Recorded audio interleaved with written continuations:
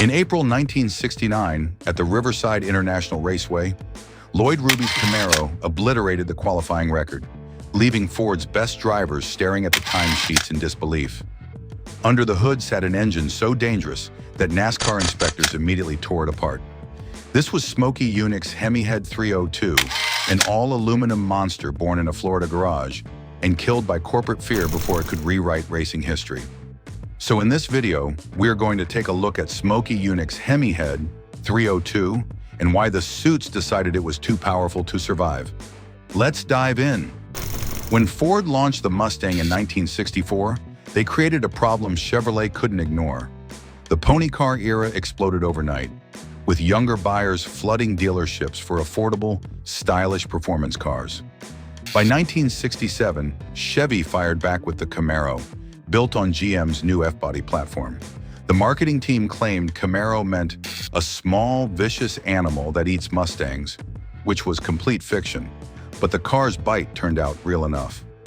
Chevrolet sold over 220,000 Camaros in the debut year, but selling cars wasn't the endgame. The real prestige came from winning the SCCA Trans-American Sedan Championship, which started in 1966. The over 2-liter class required manufacturers to produce at least 1,000 street-legal versions of their race cars. Vince Piggins, a quiet engineering genius inside GM's Performance Products Group, designed a homologation special to exploit every inch of the Trans Am rulebook. The result was the Z28, named after Chevrolet's internal option code, RPO Z28. The Z28 package centered around the 302 V8, a high-revving masterpiece engineered to fit within Trans Am's 5-liter displacement limit. Chevrolet combined the block from their 327 with the crankshaft from the 283, creating a stroker configuration that hit exactly 302 cubic inches. Officially rated at 290 horsepower at 5,800 RPM, the 302 was famously underrated. Dyno tests suggested real outputs between 350 and 410 horsepower in street trim, with race-tuned versions pushing even higher. The engine featured 11-to-1 compression, solid lifters, an aggressive camshaft, and a Holley 4-barrel carburetor that made it scream at high revs. Chevrolet produced 602 Z28s in 1967 to meet SCCA homologation rules, though that number jumped to 7,199 in 1968 as demand exploded. The car stripped away creature comforts entirely. No air conditioning, minimal sound deadening, and a basic interior kept weight down. Power-assisted front disc brakes came as an option to handle the speed, while buyers chose between 3.73 to 1 or 4.1 to 1.1 rear gears for optimal acceleration. Roger Penske led Chevrolet's 1967 Trans Am effort, with driver Mark Donohue behind the wheel. Donohue transformed the Z28 into a race weapon. The team installed lightweight body panels, welded roll cages, racing slicks, and tuned the 302 to produce over 400 horsepower in race trim, with headers and free-flowing exhaust. But Ford's Mustangs, particularly Jerry Titus driving a Shelby tuned Boss 302, dominated the championship. Ford bragged that the Boss 302 is the baddest piece of metal on 4 wheels, and Chevrolet felt every word. By 1968, Penske and Donohue had refined the Z28 into a track killer, but the Fords still had superior top-end breathing. Donohue was frustrated. Despite heroic driving and meticulous engineering, the Mustangs pulled away on straightaways, where aerodynamics and engine breathing mattered most. Chevrolet needed something radical, something that bent the rules without breaking them. They needed Smokey Yunick. The SCCA left gaps in their rulebook, and Smokey Yunick made a career exploiting every single one of them. Henry Smokey Yunick wasn't your typical mechanic. As a World War II B-17 pilot turned engineering wizard, Smokey ran the best damn garage in town in Daytona Beach, Florida. His shop wasn't just a garage, it was a laboratory where rules were bent, cars were reborn, and the smell of race gas mixed with pure defiance. Smokey had racked up 57 NASCAR Cup Series wins and a 1960 Indy 500 victory. NASCAR named him Mechanic of the Year twice, and everyone in racing respected him for one simple reason. He could make a car do things the rulebook never anticipated. His philosophy was straightforward. If it ain't written, it ain't illegal. One of Yunick's most daring creations was a 1966 Chevrolet Chevelle, so aerodynamically perfect that NASCAR banned it before it ever raced. Smokey had secretly acid-dipped the car, submerging body panels in chemical baths to thin the metal and reduce weight. He made subtle aerodynamic adjustments that created a more slippery profile, giving him an unfair but genius advantage. When inspectors finally caught on, they were furious. The car was too good, too clever, and it made Smokey radioactive in NASCAR's eyes. Despite General Motors' official racing ban, instituted in 1963 due to antitrust concerns and public safety pressures, Chevrolet never fully stepped off the gas. GM couldn't support racing publicly, but they funneled parts, engineering support, and secret funding through independent teams. Smokey Yunick became the center of that gray area operation. He was tight with key Chevy figures like Vince Piggins and Zora Arkus Duntov, and his Daytona Beach garage became a covert lab for GM's racing ambitions. Officially, GM was out. Unofficially, they handed Smokey the keys to the kingdom and looked the other way. Yunick's 1967 Bonneville Camaros showed what he could do with the platform. He took base Camaros or bare shells supplied by Chevrolet, then applied Z28 badging and components to meet Trans Am rules. But under the skin, these cars were anything but standard. Two of his Bonneville Camaros were powered by highly tuned 302 small blocks, producing an estimated 445 horsepower, while a third featured a fire-breathing 396 big block, detuned to 540 horsepower for reliability during endurance runs. The two small block Camaros shared almost nothing with showroom cars beyond their displacement. Smokey outfitted the engines with high compression pistons, aggressive camshafts, and custom intake systems tailored for maximum performance and durability. The result was 445 horsepower, nearly 55% more than the official factory rating. To reduce weight, he employed acid dipping on the body panels. He lowered the chassis by modifying the front subframe, dropping the car's center of gravity and improving aerodynamics at high speeds. Wider fenders made room for racing tires, and aerodynamic tweaks like flush-mounted drip rails and a laid-back windshield helped shave drag. In 1967, Yunick's team reportedly set over 30 speed and endurance records at Bonneville, including sustained runs clocking over 170 miles per hour. The big block Camaro was even more ferocious. Built around the 396 engine tuned to 540 horsepower, it featured a lightweight acid-dipped body, lowered chassis, and specialized gearing to handle immense torque. At Bonneville, it set records in higher displacement classes, reportedly achieving speeds approaching 190 miles per hour on the salt flats. Smokey's reputation for bending rules made him perfect for Chevrolet's needs and dangerous for their corporate image.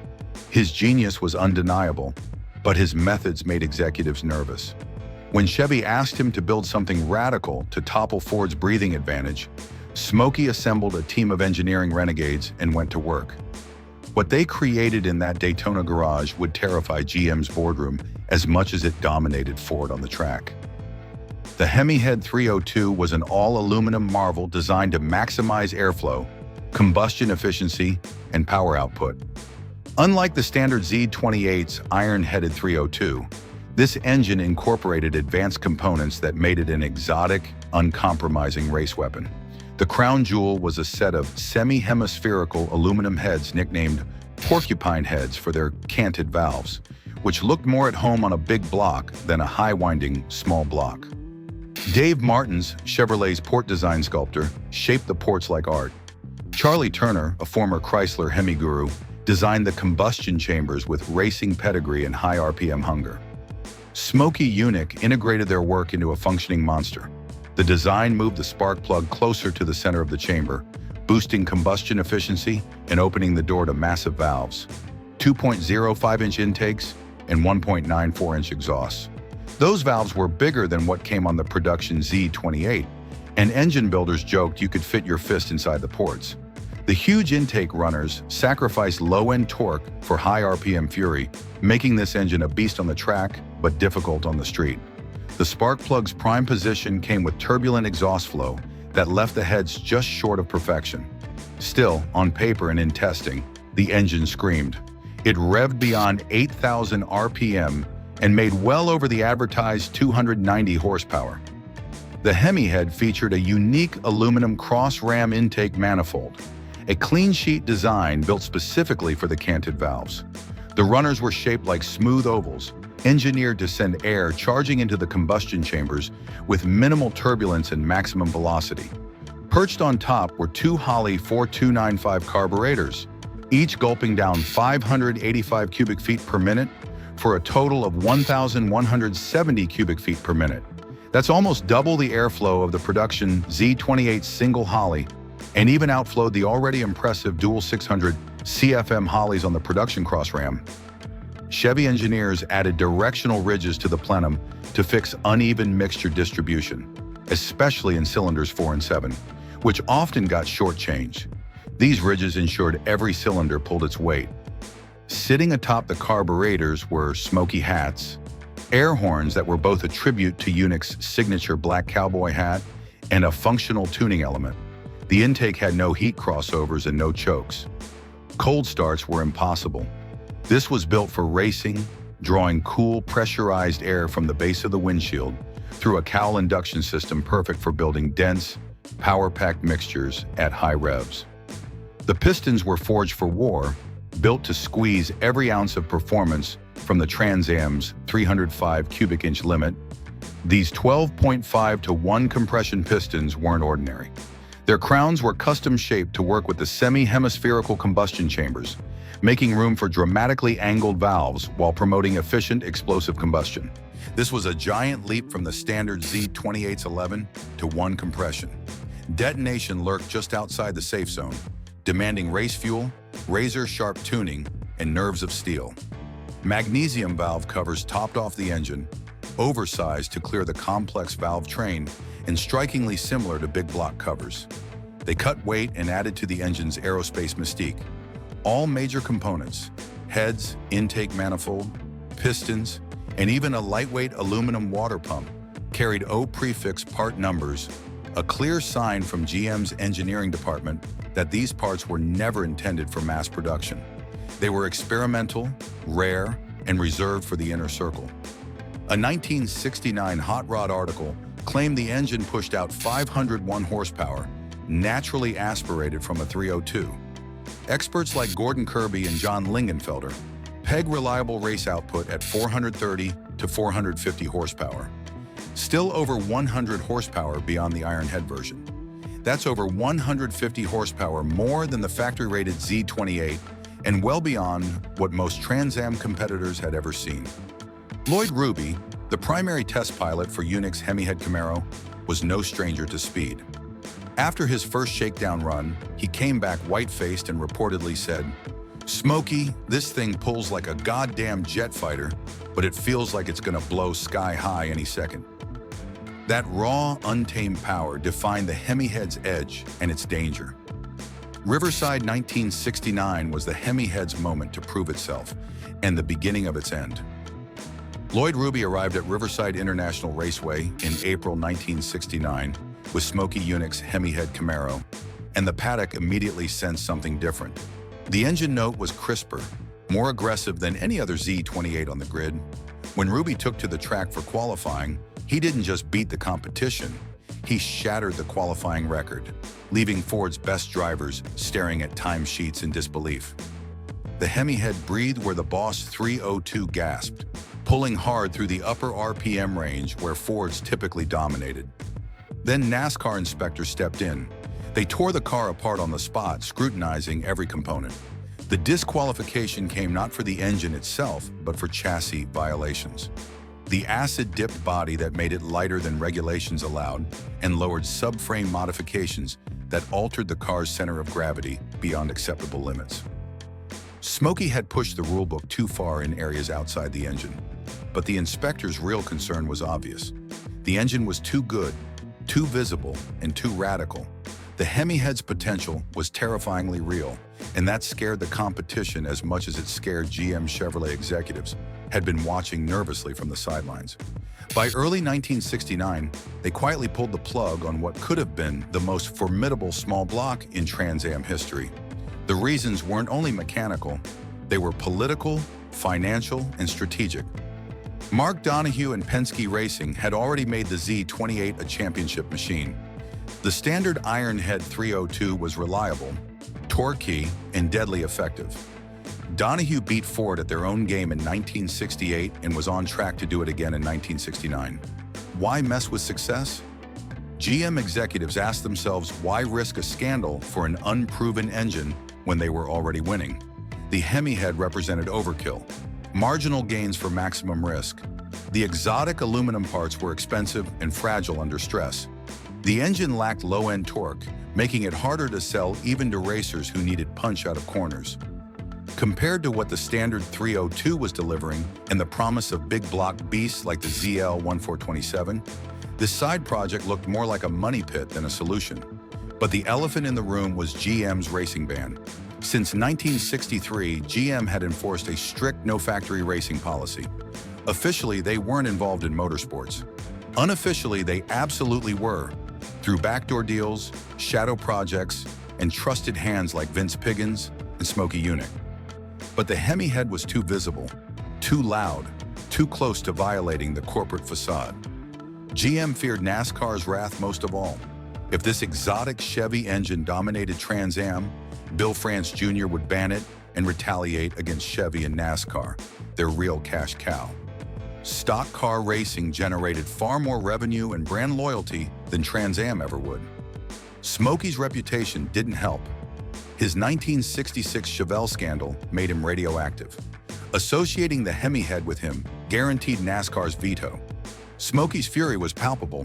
He didn't hold back, reportedly saying, "They didn't kill it because it wouldn't work. They killed it because it would work, and they were too damn scared of France and Ford bitching about it."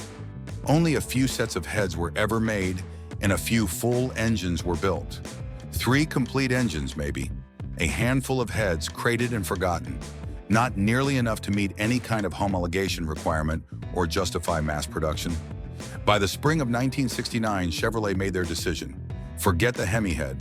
Stick with the proven formula. Put the wild thing back in the box. Ford won the 1969 Trans Am title. The ZL1427 Big Block became legend, cementing its place in muscle car history. Smokey Yunick's Hemihead 302 faded into myth. But myths have a way of refusing to die, especially when they're built from genius and buried in fear. For years, stories circulated about a Camaro that pulled like no other, an engine with magnesium valve covers and a roar too crisp to be ordinary. Most dismissed it as legend, a ghost from the salt flats that never truly existed. But decades later, something strange began happening. A few rare engine builds surfaced at high-end auctions and back-alley speed shops, constructed from old blueprints, traded sketches, and dusty prototype parts smuggled out of shops like Yunick's. Don Yenko, the legendary Chevrolet dealer and performance guru, managed to acquire one of Smokey's Hemihead Camaros. In 1969, Yenko entered the car in the Daytona Citrus 250, where it won convincingly. The victory proved the engine's potential in actual competition, but by then GM had already decided its fate.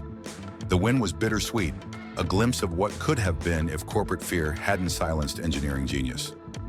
Vic Edelbrock Jr., son of the famous performance parts manufacturer, discovered something remarkable decades later. In a Daytona storage unit, he found a crate marked Project HH. Inside were components from Smokey's Hemihead program, the aluminum heads, the custom intake manifold, even documentation detailing the engine's specifications. Edelbrock acquired one of the surviving cars, the famous number 13 Camaro, and preserved it as a testament to what GM had tried to bury. Enthusiasts and custom builders, obsessed with lost performance history, began resurrecting the Hemihead 302 in modern restomods and outlaw builds. Using the surviving blueprints and reverse engineering the few remaining original parts, they brought Smokey's monster back to life. These modern interpretations often incorporate updated materials and machining techniques unavailable in 1969, creating engines that finally deliver on the promise Smokey envisioned. The what-ifs surrounding the Hemihead are endless. Could it have saved the Camaro from the 1970s oil crisis by establishing Chevrolet's engineering dominance before emissions regulations strangled performance? Would Ford have abandoned the Boss 302 a year early if faced with an aluminum monster they couldn't match? Could the technology developed for the Hemihead have trickled down to production cars, giving Chevrolet a competitive edge that lasted decades? The reality is more complex. The Hemihead's high cost, fragility, and lack of low-end torque made it poorly suited for street use. Its complexity would have been a nightmare for dealers and owners unfamiliar with race-tuned engines. The 12.5-to-1 compression required race fuel, and the temperamental nature of the aluminum heads meant frequent rebuilds. As a production engine, it likely would have failed in the marketplace. But as a limited production race engine, properly homologated and supported by factory backing, the Hemihead could have dominated Trans Am for years. It represented the pinnacle of small block engineering in 1969, a technical achievement that showcased what American engineers could accomplish when given freedom to push boundaries. Instead, corporate politics and fear of NASCAR's retaliation killed it before it could prove itself. Smokey Yunick's monster remains one of GM's greatest what-ifs. A lost masterpiece or a bullet dodged? The answer depends on perspective. For engineers and enthusiasts who value technical innovation and racing glory, the Hemihead's cancellation represents a tragic waste of potential. For GM executives worried about bottom lines and regulatory battles, killing the project was the pragmatic choice that protected their larger interests. The surviving engines and cars serve as reminders of an era when racing pushed the boundaries of production cars, when engineers like Smokey Yunick could operate in the shadows building machines that terrified corporate suits as much as they dominated competitors.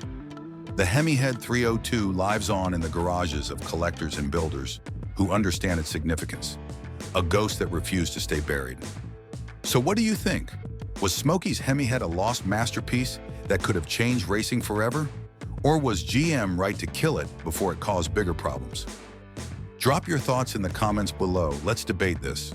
Also, don't forget to give us a thumbs up and subscribe to our channel, because we're diving deep into more forgotten automotive legends and engineering mysteries that the big manufacturers tried to bury. Until next time, thanks for watching.